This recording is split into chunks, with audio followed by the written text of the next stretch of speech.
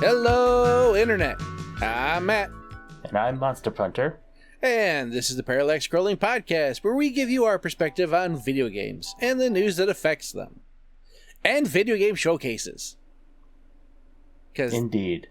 we like them. So, real quick before we actually get into the showcase, because we're actually going to be talking about the PlayStation Showcase this week. Did you get to play anything super cool or different?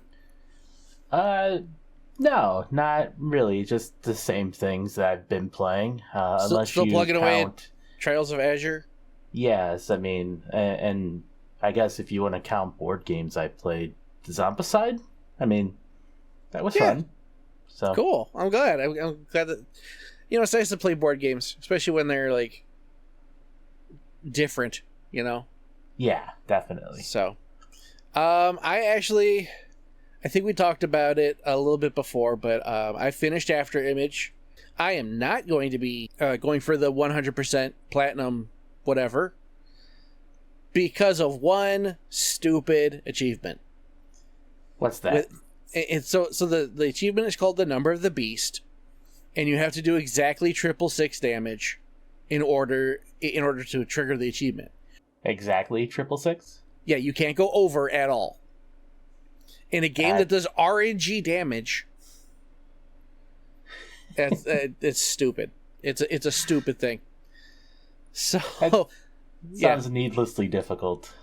Yes, it is. It's absolutely needlessly difficult. You know, that reminds me of the Monster Hunter achievement where you had to get a gold and a silver size of every single monster. And since that was completely random, you could literally spend hundreds of hours on that achievement alone. It sounds like the same thing. These are reasons I am not an achievement hunter, and the only game I have ever gotten every achievement in was 13 Sentinels, because you could get the platinum trophy as a matter of just playing the game.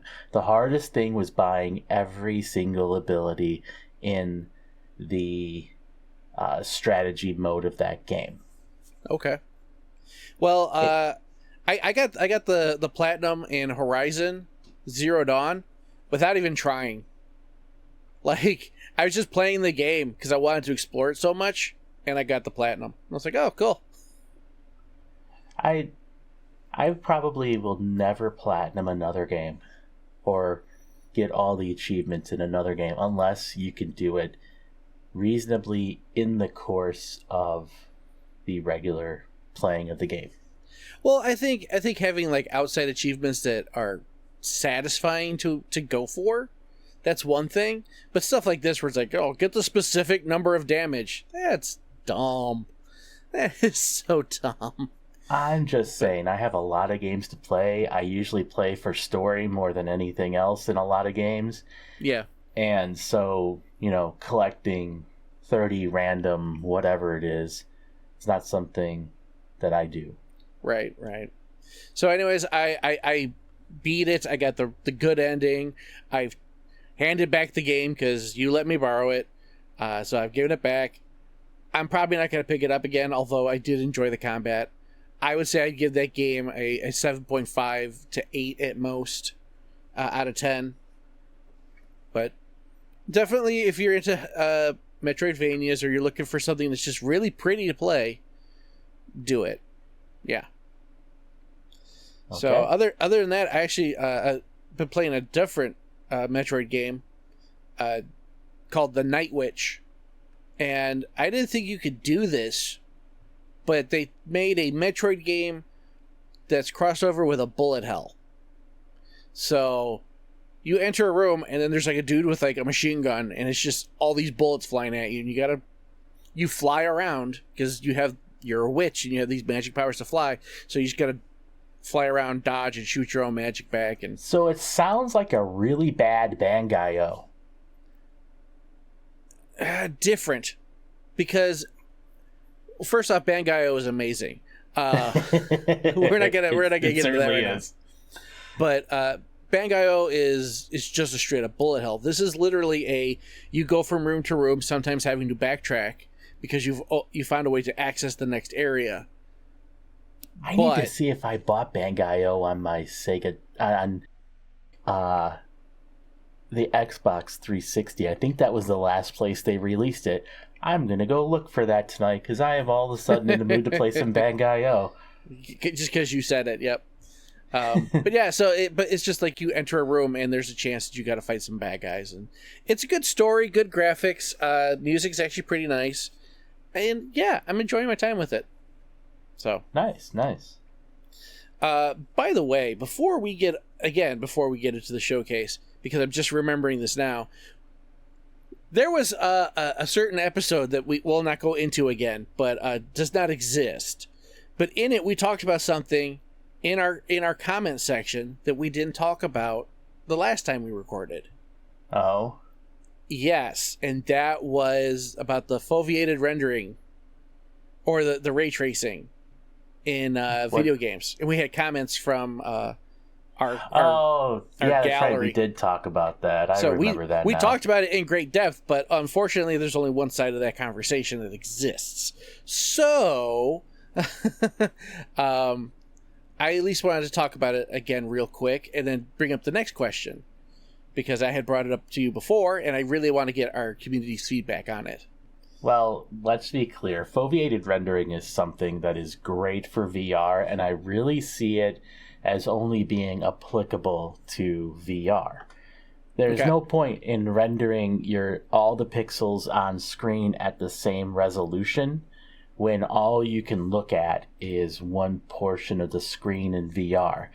Now, there's something similar to that foveated rendering. Okay, I guess let me just restate. Foveated rendering renders what your eyes are actually looking at in the highest fidelity that the game will render in, while everything you're not looking at is much less fidelity, much closer to how our eyes work in all the time.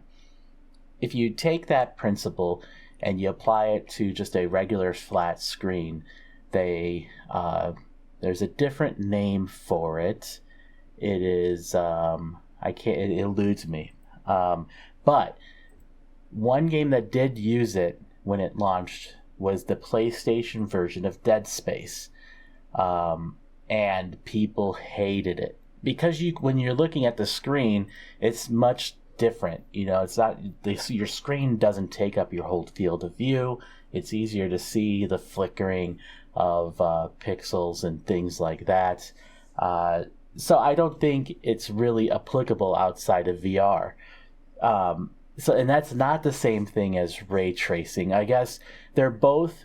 It is a method to try to increase frame rate, but it works in VR. Doesn't really work outside of VR, in my opinion. It's called mesh shaders. That's the thing I'm looking for. It's called mesh shaders, or variable rate shading. Better, that's actually the name. Variable rate shading is the same thing as foveated rendering, but on a flat screen. Not recommended in my opinion. Okay, and what about same thing with ray tracing? Like, do you feel like it's necessary, or? I think it depends on the application of it in the long run. Now, we're in the short term, not worth it in the vast majority of cases because of the penalty that you take to performance.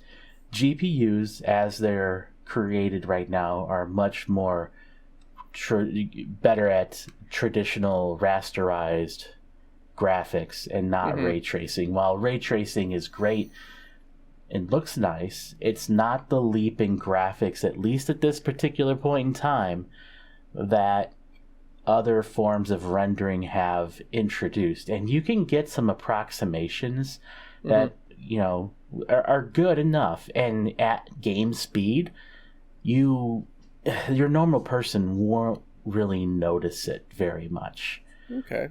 And there are some applications where when ray tracing gets good enough, I think it will reduce the developer overhead and how much a developer has to do. Because your artists don't have to spend as much time placing lights, for instance, which is really nice. And will eventually save some time, but that time is not right now. Okay. And so, as cool as ray tracing in it is, it's not the next coming of graphics, so to speak. Right. There is Lumen and Lumen is the ray tracing in one version of ray tracing in Unreal Engine 5, and there's a software version and a hardware version of it. Hardware obviously better than software. So you'll start to see people use that from Unreal Engine 5, but it's going to be of varying degrees of success. I know on the consoles, Fortnite is now Unreal Engine 5 and uses a software version of Lumen, not hardware. Which is, so it's not as precise, not as good, but it can get it running. You can get it running at 60 FPS if you want to, but you're gonna take some hits.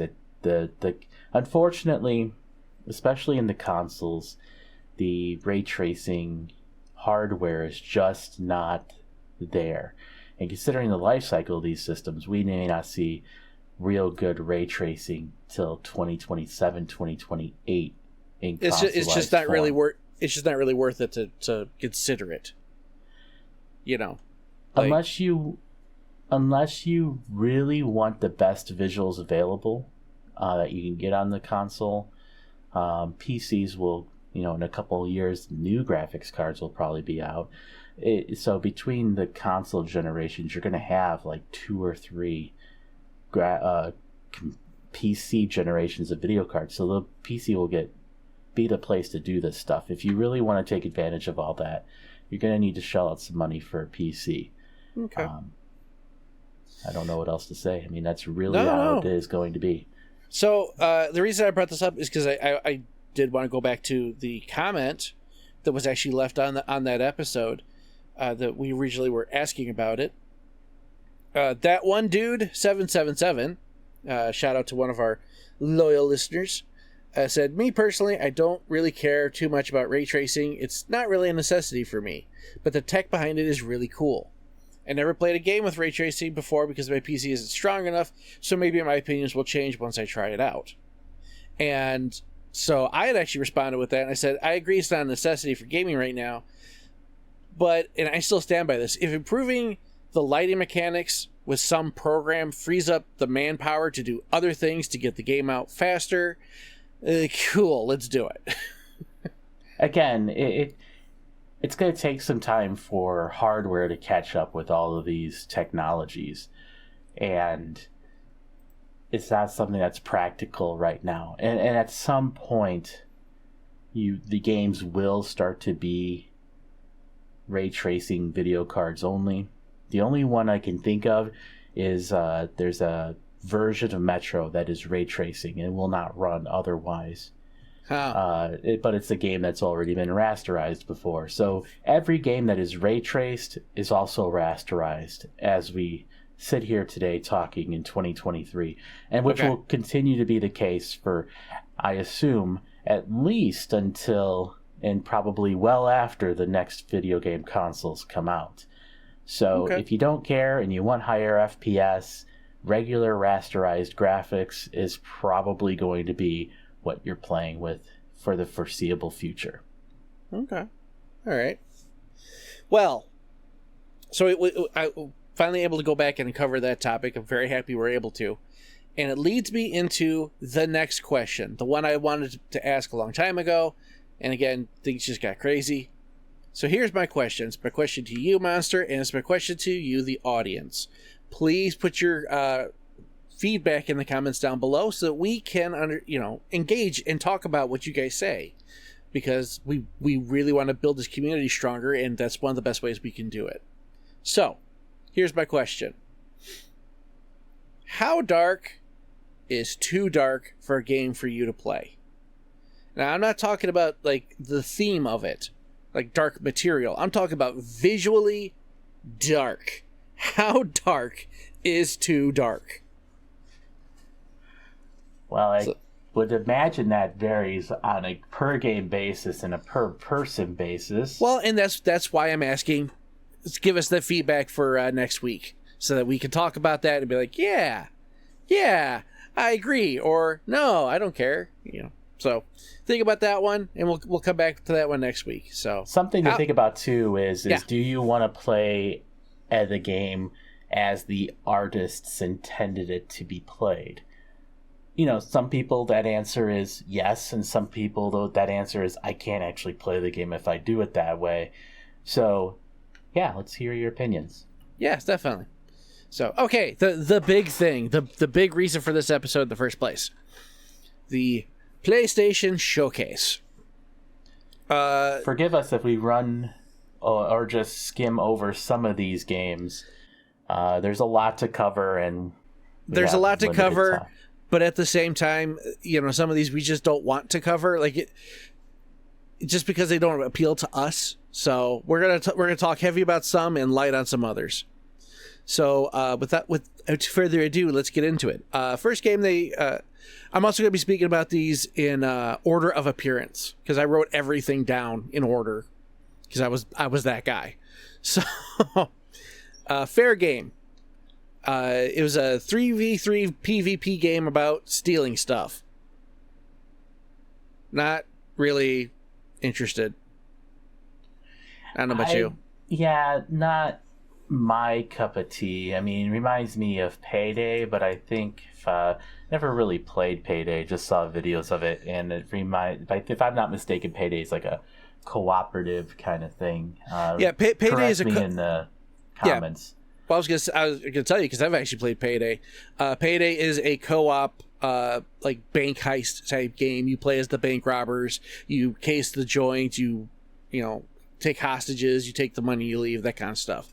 This looks more like not just that, but that they're adding in like Fortnite or Apex Legends style gunplay on top of it all. Competitive heist experience, huh? Right. For people who liked Payday, I think this is worth checking out. I mean, it's a different take on the game you've been playing. Give it a try.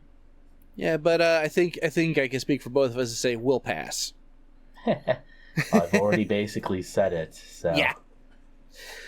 Next one, Helldivers 2. Looks fun. Definitely an improvement over the first one. The first game was just a top-down shooter. I think it was a twin stick, if I remember correctly. But it got boring for me really fast. But this one looks like it's taking a note out of Starship Troopers and just being very comedic. The comedy, I'm a sucker for over-the-top comedy, so maybe I'll check out Helldivers 2. I want to know more when it comes out. There's a demo, I'm willing to try it. But the humor in the trailer was enough to make me at least somewhat curious. Yeah, piqued your interest. Yeah, I agree. Yeah, I agree. Next game, Immortals of Avium. FPS with wizards. Moving along. I mean, it could be cool. It could be cool. Who knows? Ghost Runner 2. Looks really great. Still got to go through the first one. I've actually touched it a little bit, which is really funny. So I did talk about this earlier. It was one of the games I've played with the past week. Played a little bit of it. Been through like the first 3 stages, and you play as a cyber ninja in a cyber future like Shadowrun type world. Like the corporations are kind of in charge and whatever. I kept bouncing as I was playing. I kept bouncing between 2 different movie genres or caricatures. There were moments when I was the American ninja and I'm flipping through and I'm cutting people up and I'm running on walls and I'm looking so awesome. And then the very next second, I'm the Beverly Hills ninja and I'm slamming into these walls face first, falling into pits. It's comedic, but frustrating. Well, I never played the first Ghost Runner. I'm not really sure it's for me. I didn't really even play Mirror's Edge, which I guess it it looked somewhat similar to. I would say yeah, I definitely thought of Mirror's Edge as I was playing it. Yeah.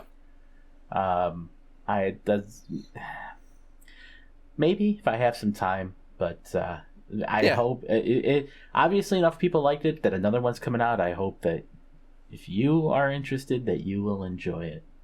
I think the one thing I got from it is they're looking to add, because I've delved a little deeper into this. It looks like they're adding bike riding into the game, the sequel. So that'll be interesting, how that all connects and can play without problem.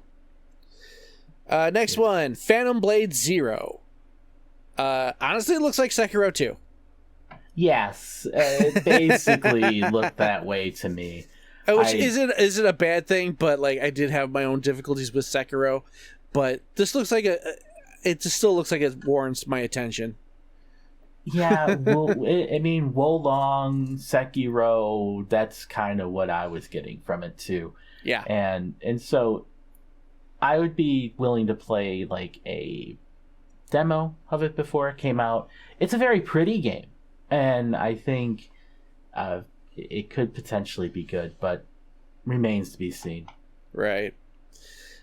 Sword of the Sea. Did you ever play Journey? I did not play Journey. Okay. Journey's didn't really interest me, and so this one didn't really, you know. No, I gotcha. Well, for anybody else who's played Journey, when I saw Sword of the Sea, I'm like, oh, it's Journey, but I have a snowboard. Meh. I'm good. I'll get past on that one. All right. Now, here's the thing to keep in mind. A lot of the games that came out or that were announced are not all going to be PS or PlayStation exclusives. In fact, I imagine that the vast majority of them are not. Yeah, this next one in particular is definitely not going to be just a PlayStation exclusive. Talos Principle 2. I will let you talk because my interest in this game is -5. Hype! Oh, I'm so excited. For those of you who don't know, I may actually put a link to it in the video. But I played through the first one on my other channel, and I loved that game. That game is so, like, it made me rack my brain so hard, so often, but it was still fun. It was a good game. So the fact that they finally made the sequel, I'm very excited. So, yay! I'm excited for you. Can we get to the next one? Oh, calm down. Whatever. Next one, Neva or Neva, I don't know. It's an indie game. Sure. No idea what it's about. And here's the thing. There's like a couple games. The art style looked interesting. Art style did look interesting, but the thing is, there's a couple games that got released in this showcase that they don't show you anything. They don't convey what the game's about. They just give you like a teaser trailer, and I don't like that. When you're trying to showcase the games to hype up your system, there should have been some sort of gameplay trailer. But even if it's just a little bit, yeah, whatever. It's an indie game. That's all I know. Yeah, man. Yeah. The next one, Cat Quest. I know you're all about this one. Oh. Yeah, it looks like a action adventure RPG with cats. Yeah, and it looks like it's supposed to be kooky. Yeah, it's definitely not meant to be a serious game. So, you know, if that sounds interesting to you, check it out. But, next game, Foam Stars. Square Enix does Splatoon. Yes, that's pretty much it. And I mean, that's exactly it.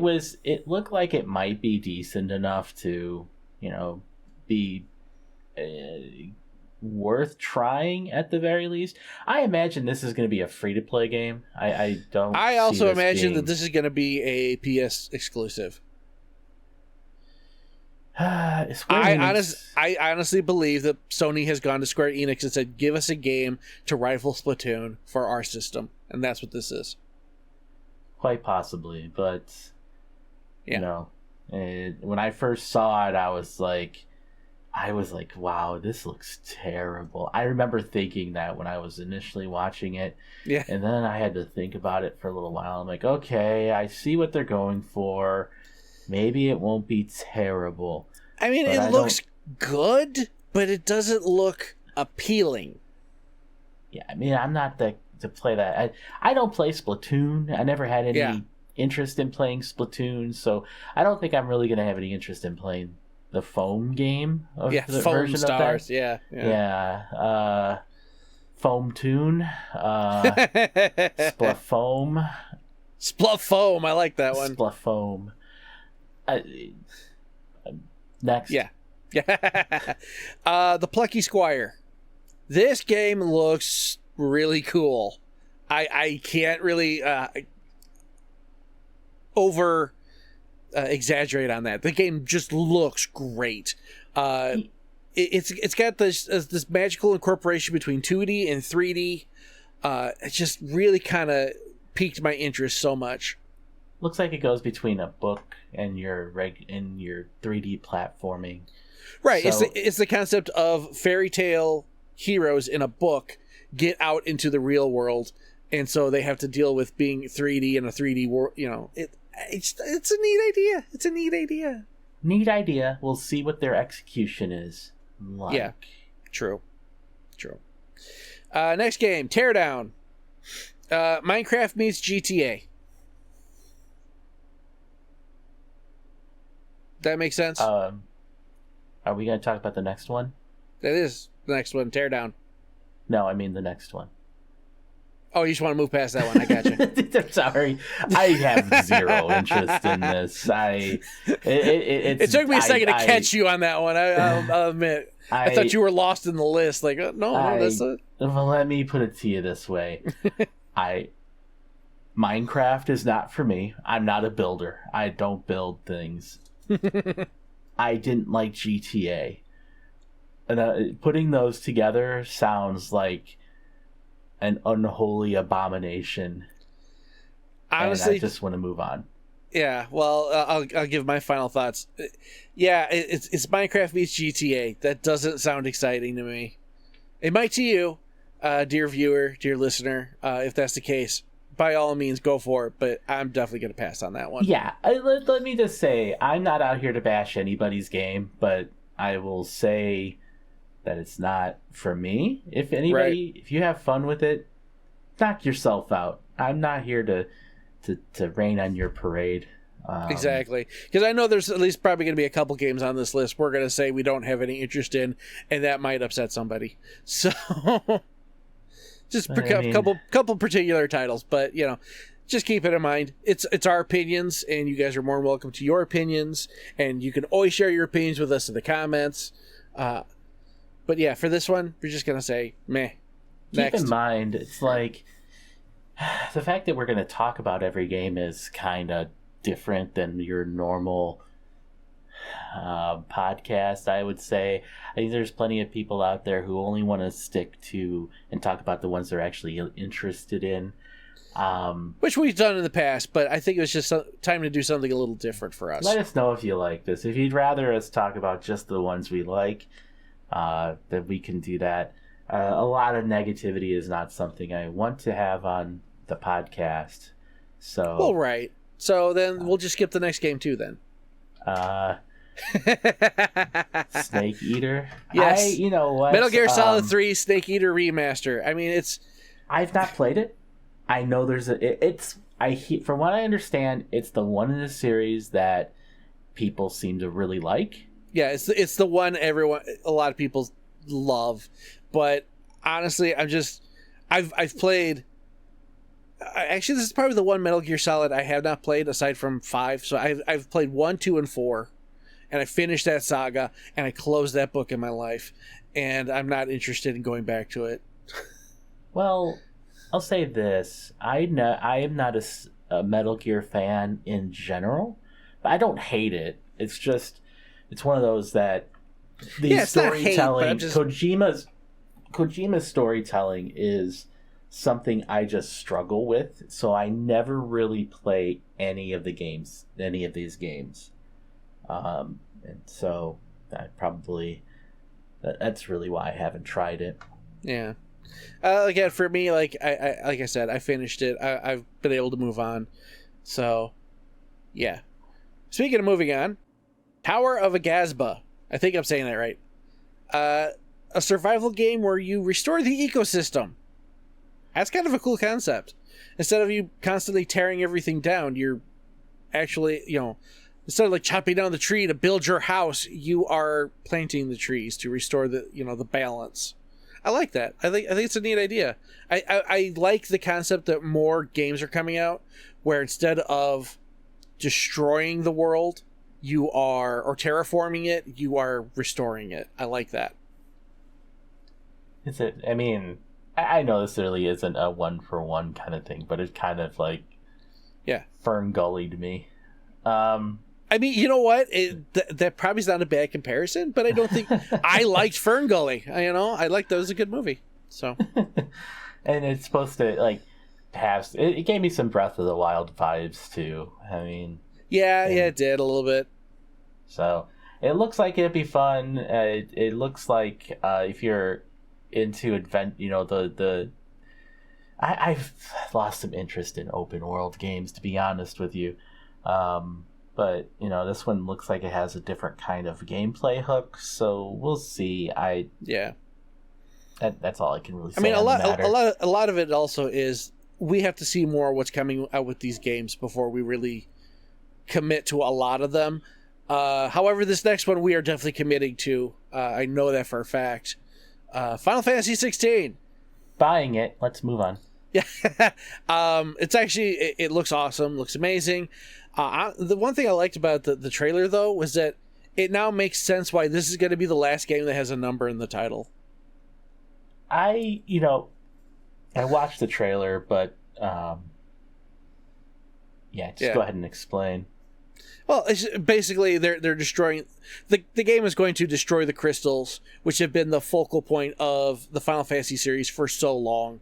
It's probably going to kill out the Espers too, and the summons. So they're going to start with something fresh with the next game. So it's going to be interesting to see what it really comes down to with the way this game is. But it looks amazing. The graphics look amazing, and I think it's just going to be interesting what they do with the story. If they get rid of Moogles, I'm out. Chocobos and Moogles, better keep them. Yes. Next game, Alan Wake 2. Definitely interested in this one. I still have to play Alan Wake 1, but I did play through Control, so I do want to play this because I think it's all going to be interconnected, and I actually did like that universe. The only remedy to this situation is to play the games. You see what I did there? Anyway. Yeah, I did, and I regret it. Next game. He's talking about Control Remedy. Okay, anyhow. Well, I mean, the development house is named Remedy. Anyway. Yeah, well, it's also the name of the one. Okay, anyhow. Assassin's Creed Mirage. So, I'm probably the Assassin's Creed fan out of the two of us here. Absolutely. I think it looks interesting. So when they changed the format to be basically an open world game, Ubisoft took the approach that we're just going to have tons of stuff to do to the point where there's just too much to do, and some of it's just completely pointless.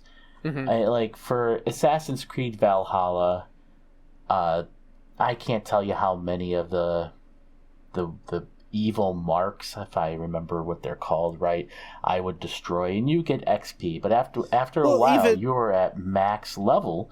So what were you killing those for? And it was never any real like gameplay story hook for me that I remember killing those things. And this is from a game I played for 110 hours.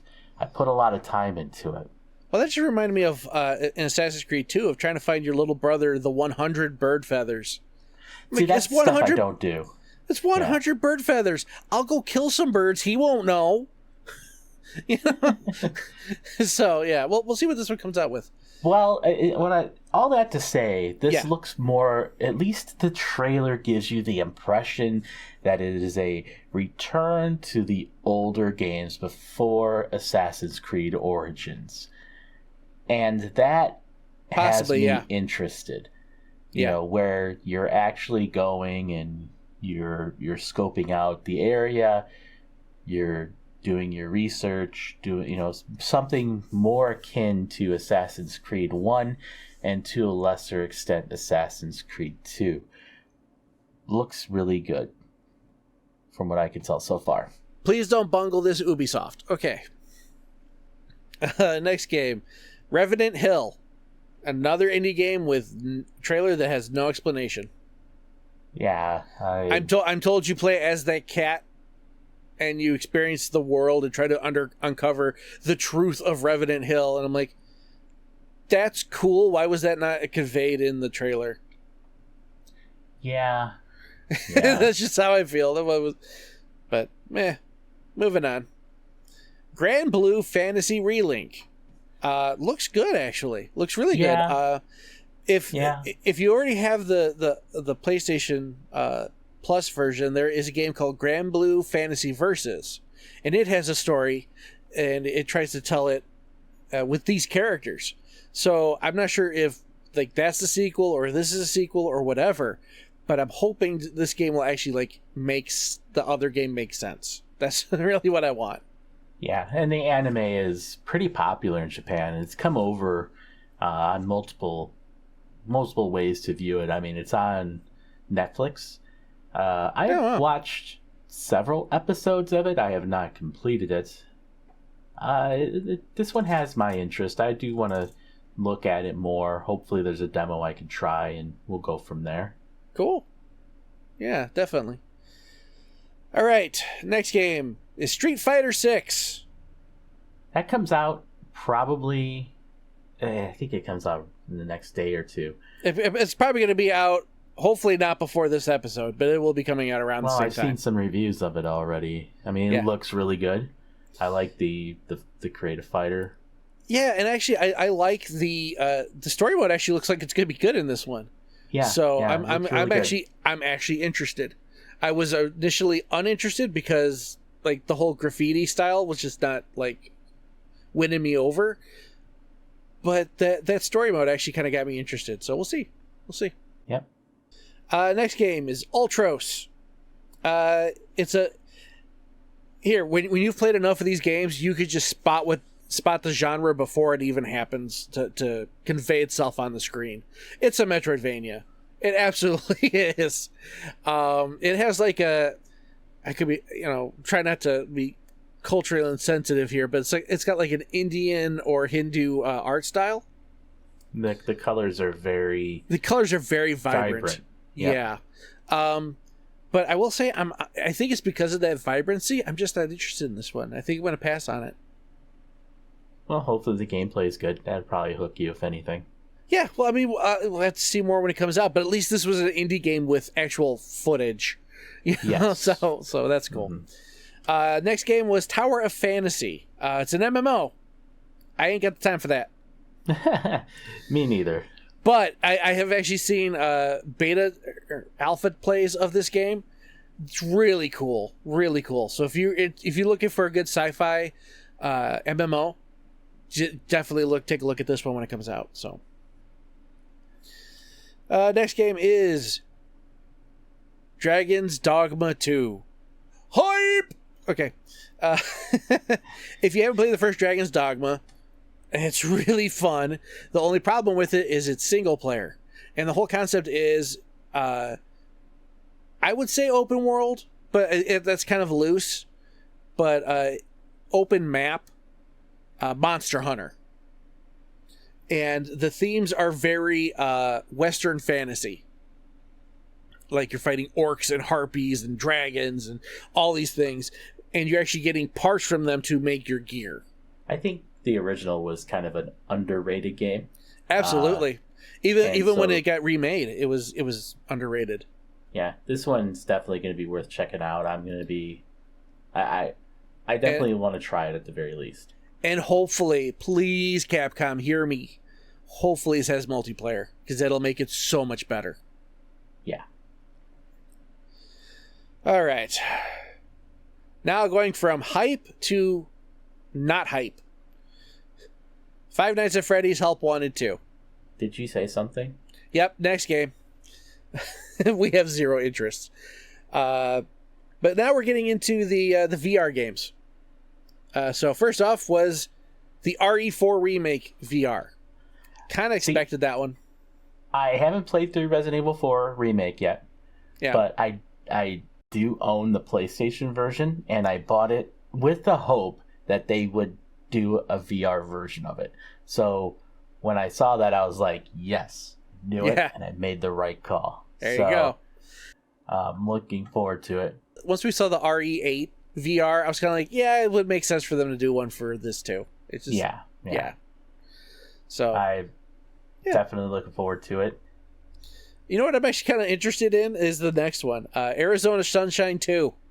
It looked interesting, and the humor, they were trying to get the humor going with it. It was, well, it's apparently the exact same way in the first game, but it literally is what I was doing in the Horizon VR game. It's just messing around with stuff, playing, doing stupid things, but you're doing it with zombies. And I especially like the part in the trailer where he's like making the head talk like bah, bah, bah, bah, bah. That's so good. So the next VR game was Crossfire. It looks like it's a shooter, and I think there was some melee in that trailer too. So, Arizona Sunshine. Yeah, there's going to be a bunch of different stuff. It definitely looks like it's going to be like Dead Rising. Or so it's gonna have in hilarity involved with taking care of these zombies. So apologies if you hear my dog, by the way. Just throwing that out there. She's excited. But yeah, so the next game is Crossfire Sierra Squad. It's an FPS game. Cool. I feel like there's a lot of VR FPS games. So I'm not super surprised by it. So this one did kind of impress me. Honestly, not nearly as much as the next one, which was Synapse. That looks amazing. It did look good. Yeah, it did look good. Like I like the teleporting. I think there's a roguelike mechanic to it too. Like you just keep dying, but you keep getting better. Like I'm interested. So the best one though, I think that everybody. I mean, this is out on many VR systems already, but it's good it's coming to PlayStation VR too, because I haven't played it, but I am actually going to pick up Beat Saber. Okay. And that's exactly the next game I was going to talk about. It's Beat Saber. And I'm glad you're going to be getting it, because I don't think I would, just because it's cool, and I like the fact that it's got Queen songs, but I don't feel confident enough in my ability to play it. So, it's a pass from me. But you'll get to try it. I'm sure I will. But you'll have to give us a more formal opinion when you actually get to play it. So, yeah. And then they kind of went back to some non-VR stuff. Marathon. Huh? What's about okay, it? So these are literally my notes. All right, this is what I wrote. Marathon. Huh? Was this about a game? I had no idea, since it was yet another trailer without gameplay. Okay, so to give you some context, this is by Bungie, and it is a reimagining, at least from what I can tell from the video, of the original Marathon series, which was a first-person shooter series that they made before Halo, before they were bought by Microsoft. The first game came out on Mac computers only, and I believe the second two are also available on PC in addition to Mac. And it looks like it's not exactly like the old one, but we'll see. This says that the game is PvP focused, so I don't know if I really. If it's PvP focused, I'm gonna pass. It's definitely not in the same vein as the original games. They're reviving an IP from the last century, literally, and how do I put it? It could be good. I mean, it is Bungie, so hopefully it's good. Okay. But we'll see. Yeah. Speaking of Bungie, that they also showed Destiny 2: The Final Shape. So I'm assuming this is the final DLC or the final expansion. Maybe. All I know is that the guy who was talking in that video was supposed to be dead. At least I think he was supposed to be dead. Yeah, he was actually killed. Yeah, so who knows? Maybe it was an isekai. No, I doubt it. There was no truck coon. So how could it be an isekai? Anyhow, it's Destiny 2. You know what you're getting. Yeah. So, but it's cool. They're finally ending this. I think it's so they can move on to Destiny 3 or whatever the next thing is going to be. So, after that, there was one for Concord. I think it's a space game. I honestly wouldn't know because it was just another teaser trailer for something that nobody has real interest in. That's what's frustrating. Yeah, it's hard to tell what the game really is. I mean, it looked like it tried to have some kind of humor in it too. But that doesn't mean anything if you don't show me what the game's about. Yeah. Sony did a pretty bad job at telling you what was real time and what was right. Cutscenes. Yeah. So there is one more game, but there's actually a couple other things that were from the showcase I do want to touch on too. First thing being the Gran Turismo movie. Okay, how? I mean, are you gonna watch it? Are you gonna go see it? I imagine my nephew will want to see it, so I'll probably end up going with him. I don't know how they're gonna get a story from it. They're gonna make something up. It's gonna be weird. Something. It's gonna be weird. Yeah. Whatever it is, it's gonna be shoehorned in. That's for sure. Yeah. Absolutely. So the next two things, I think we kind of lump them together, is extra accessories, so to speak, for the PlayStation 5. First off, I'm actually going to reverse order on these just because I think one's a bigger topic to talk about than the other. PlayStation earbuds. Okay. Sony competing with Apple in that space. I guess the Apple ones, I would imagine, is some of the best selling ones because considering how popular the iPhone is, I would imagine that they're one of the best selling. Sony which is so weird considering that the Backbone is out, which is Sony controller for your iPhone. It just feels like, okay, so why are you now stepping on Apple? Like, what? I think more competitors in the space is only a good thing. Competition brings down prices, although I seriously doubt they're going to have an effect on Apple's prices. Especially when it's Sony with the PS5 earbuds. They're going to be like $500 for these things. Yeah, they didn't announce a price for it, but you're supposed to be able to use them. They're wireless earbuds. They'll connect to anything, from what I understand. You don't have to use them on PS5. Okay. Well, I know you're also supposed to be able to use them with the next thing, which is Project Q. That's all they're calling it right now, but it looks like it could be the next PSP, the next PS Vita, but it's literally meant to stream your PS5 games. Yeah, it's of limited use, I imagine, for most people. I don't see this being very good. I think the big thing is going to be the range. How far can you take this thing away from your PS5 to play it? I imagine they'll try to do something where you can stream it over the internet. Google Stadia? Either way, the look of the thing is just, it's like the most amateurish version that you could go to. Let's cleave a DualShock 5 in half and stick a screen in the middle. That's literally what this is. Honestly, it looked like a Backbone. I'm not even kidding. It looked like they just put a Backbone and said, this is our next thing. Like, okay. Yeah, they should just come out with a dedicated portable system. If this thing doesn't hit, if this thing is over $100, I think it's a flop and dead on arrival. Yeah. I don't see it. I don't see it being worth it unless it's at least under $100. Absolutely. So I mean, if it was a full-fledged gaming system, then it's something different. That would be like, back in the day where the PS3 and the PSP, where you could do share play, and you could do the same thing with the PS4 and the Vita. That's different. But, right.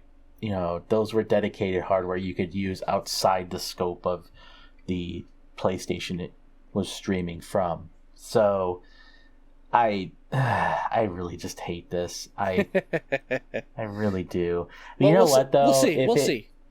We'll see. Maybe it'll surprise me. Yeah. But if it goes the way I believe it will, it'll be in a bargain bin, and if I can get it for under $50, I'll buy it for posterity's sake, just to put on the shelf. Okay.